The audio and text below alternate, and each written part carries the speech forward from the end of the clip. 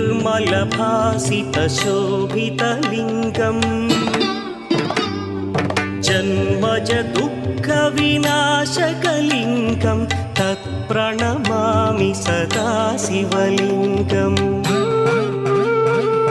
देवमुनिप्रवरार्चितलिङ्गं कामदहन करुणाकरलिङ्गम् रावणदर्पविनाशकलिङ्गं तत्प्रणमामि सदा शिवलिङ्गम् निर्मलभासितशोभितलिङ्गम् जन्मज दुःखविनाशकलिङ्गं तत्प्रणमामि सदा शिवलिङ्गम् देवमुनिप्रवरार्चितलिङ्गं कामदहन करुणाकरलिङ्गम्